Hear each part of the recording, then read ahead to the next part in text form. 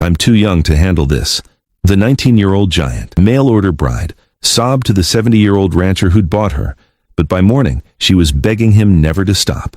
The 19-year-old mail-order bride knelt in the dusty Montana soil before the 70-year-old rancher who'd bought her, her trembling hands reaching for his belt as the morning sun cast long shadows across the isolated ranch. Aurelia May Winters, in her white wedding dress, dark eyes lifted to meet the weathered face of Josiah Bear Thornton, the giant who now owned her by law and contract.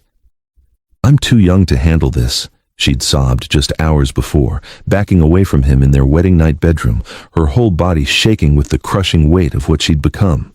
Purchased property, a transaction, a 19-year-old girl sold to a 70-year-old stranger whose calloused hands and battle-scarred body terrified her.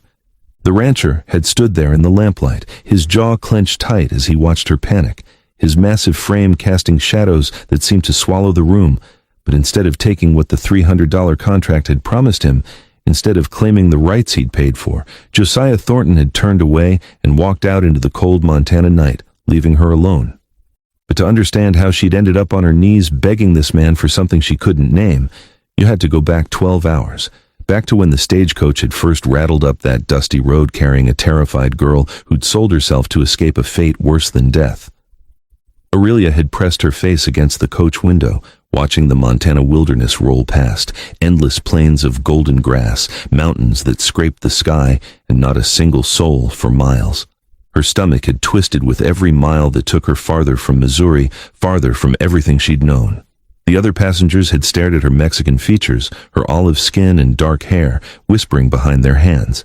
She'd clutched the marriage contract in her lap, the paper that had cost her everything and promised her nothing except survival. The loan shark back in Missouri had given her two choices after her father drank himself to death and left her with debts she could never pay. Work in his brothel servicing miners and railroad men until her body gave out, or sign the mail-order bride contract and disappear into the frontier. She'd chosen the contract, choosing one man over hundreds, choosing Montana over slow destruction. But as the stagecoach pulled up to the Thornton Ranch, and she saw him for the first time, this mountain of a man with silver hair and shoulders broad enough to block out the sun, terror had seized her heart. He was 70 years old enough to be her grandfather, old enough to have fought in wars she'd only heard stories about. Josiah had stood on the porch of his ranch house, absolutely still, watching her climb down from the coach with her single worn trunk. His eyes were the color of storm clouds, deep set in a face carved by decades of sun and wind, and something darker. Scars ran along his jaw and disappeared into his collar. His hands, massive and scarred, had hung at his sides like weapons he'd forgotten how to use. When he'd spoken, his voice had been rough as gravel. "Miss Winters, I'm Josiah Thornton. Welcome to your new home." Not a question, not a greeting, a statement of ownership. The preacher from Redemption Ridge had married them right there in the dirt yard. No ceremony, no music, just words spoken over the wind while ranch hands watched from the corral. Aurelia had felt their eyes on her, judging, calculating what this Mexican girl was worth to their boss. When Josiah had slipped the ring on her finger, a simple gold band, too large, spinning loose, she'd wanted to run. But there was nowhere to go, no family, no money, no home but this. The preacher had said, "You may kiss your bride," and Josiah had hesitated, then pressed his lips to her forehead like she was something fragile he was afraid to break. That tenderness had confused her more than violence would have. Dinner had been silent, just the two of them at opposite ends of a long wooden table. Aurelia had pushed food around her plate, unable to eat, unable to look at him. The house was beautiful in a rough way. Hand-hewn logs, stone fireplace, fur rugs on the floor. Everything built by his hands over 40 years alone. She'd felt the weight of that loneliness pressing down on the rooms like a physical thing. When darkness fell and he'd stood, extending his hand to lead her to the bedroom, her whole body had started shaking. This was it. This was the moment she'd been sold for. The bedroom had been simple.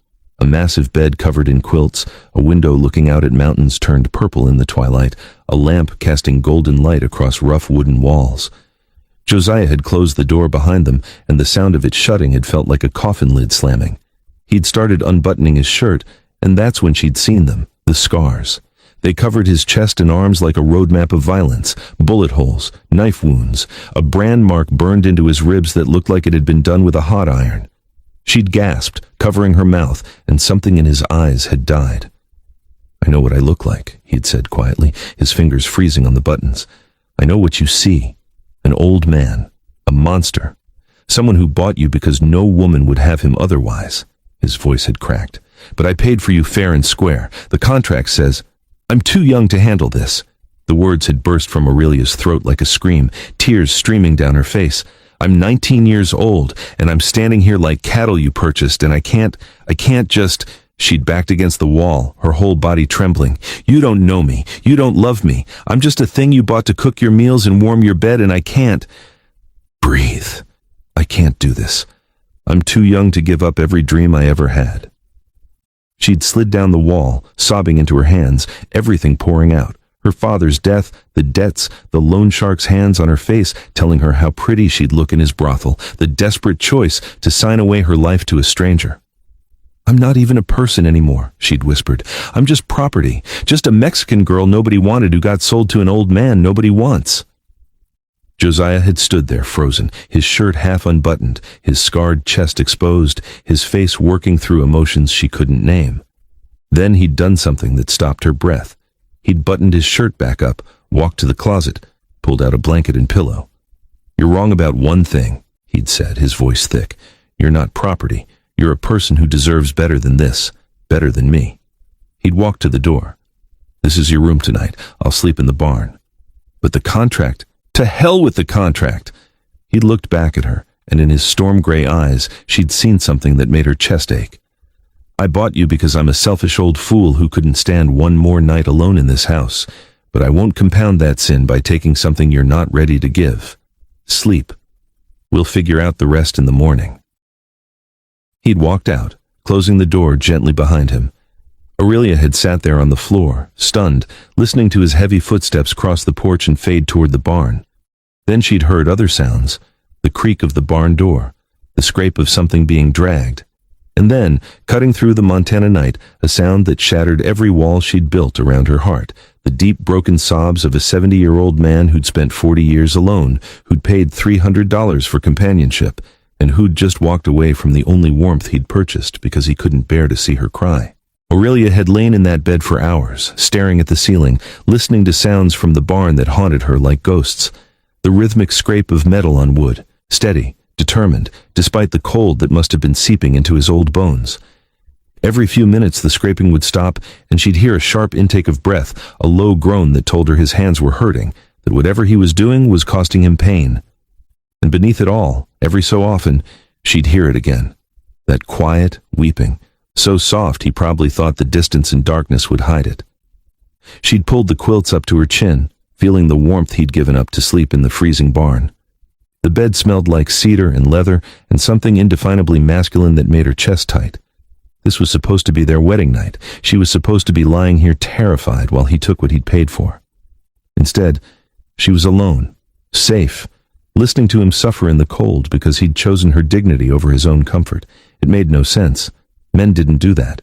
Her father had sold her to pay his debts. The loan shark had tried to force her into prostitution.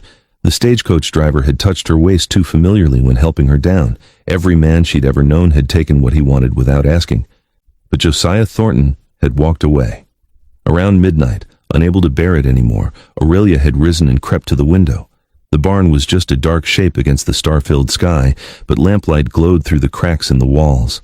She could see his shadow moving inside, bent over something, working with an intensity that made her throat tight. What was he doing out there? What could be so important that he'd carve wood in the freezing darkness instead of sleeping? The next sound had nearly broken her. His voice, so quiet she almost missed it, speaking words she couldn't quite make out. Then she'd realized. He was praying.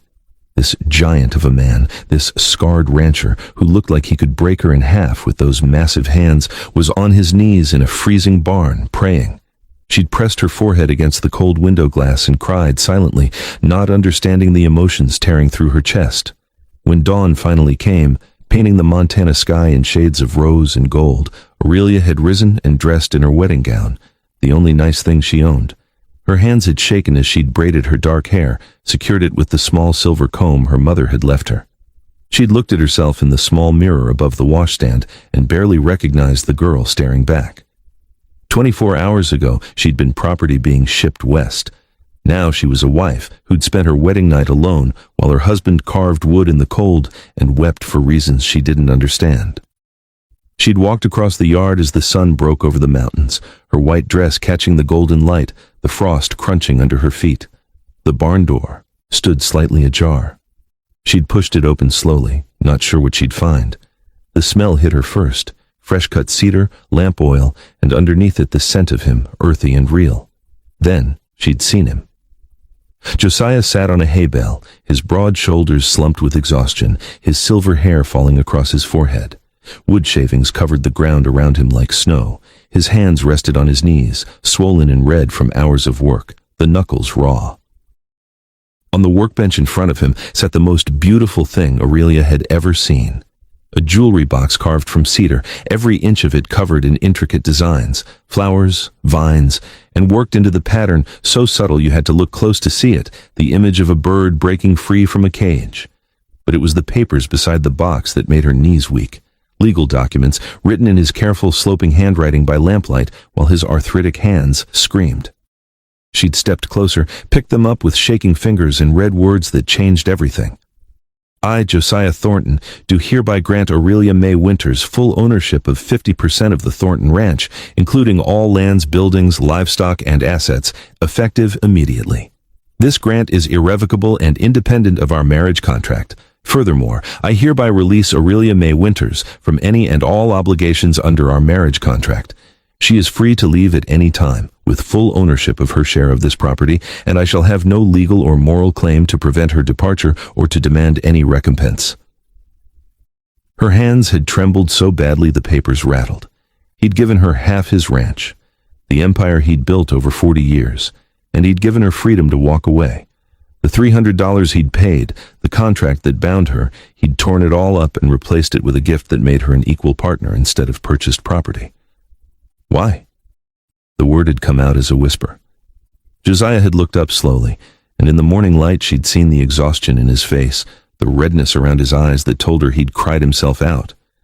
Because you were right, he'd said, his voice rough as gravel. You're not property, you're a person, a young woman with dreams and a whole life ahead of her, and I'm a selfish old fool who thought he could buy companionship the way he buys cattle.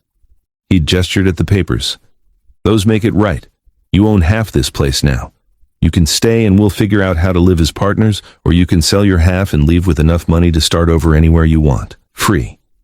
You spent the whole night, Aurelia's voice had broken. Your hands are bleeding. Arthritis, he'd said simply. Had it for years. Gets worse in the cold. But I needed you to know. Needed you to have something beautiful. Something that wasn't a transaction. That box took me 6 months to make. Started it when I first sent for a bride before I knew who'd answer the advertisement.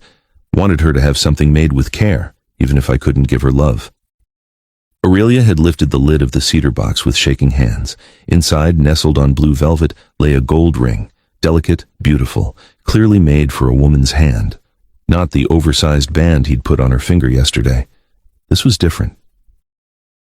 That was my first wife's wedding ring, Josiah had said quietly. She died 40 years ago, along with our son. Childbirth took them both. His voice had cracked.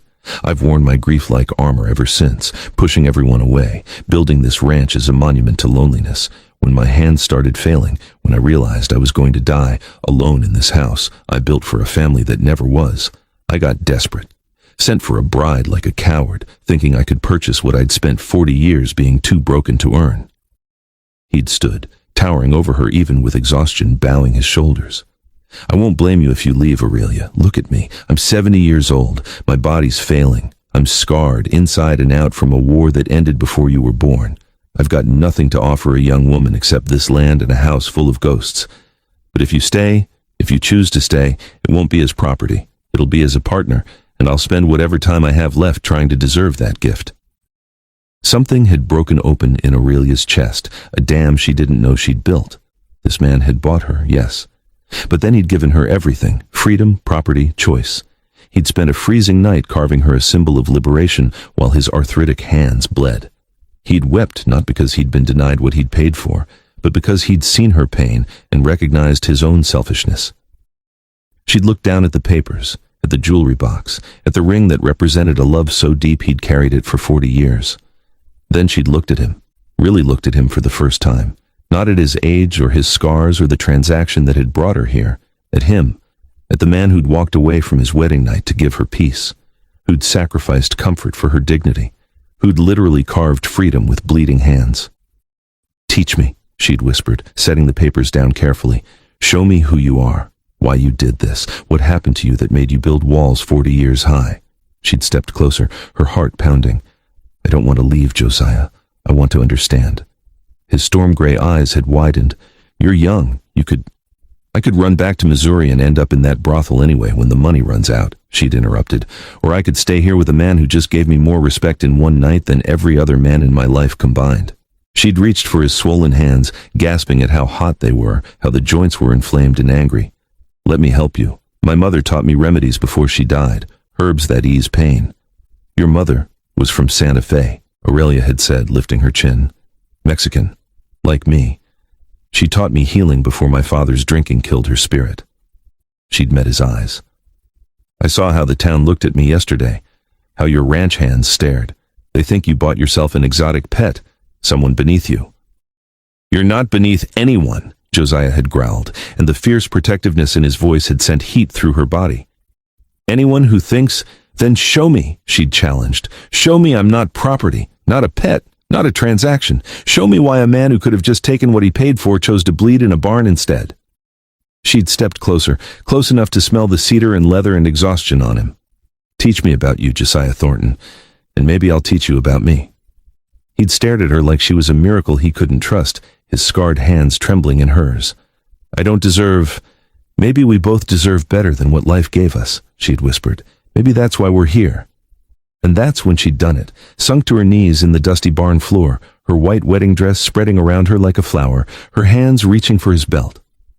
Not from obligation, but from a desperate need to show him she was choosing this, choosing him, claiming what he'd been too honorable to take. "Wait!" Josiah's voice had cracked like thunder, his massive hands catching hers before she could unbuckle his belt.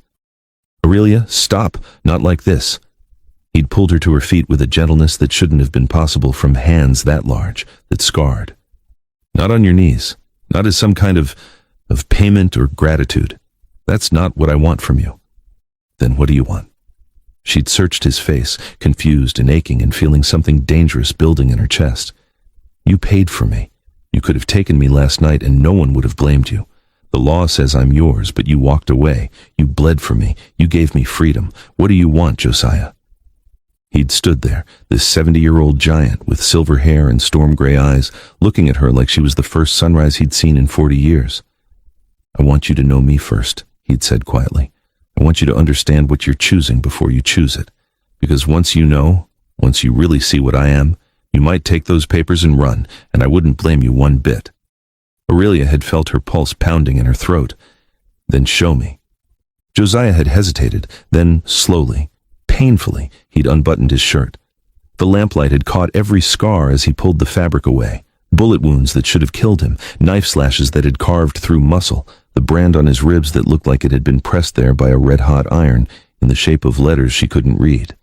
His chest was a roadmap of violence, his arms covered in white lines where skin had been opened and stitched back together, rough. "I was 18 when the Civil War started," he'd said, his voice distant.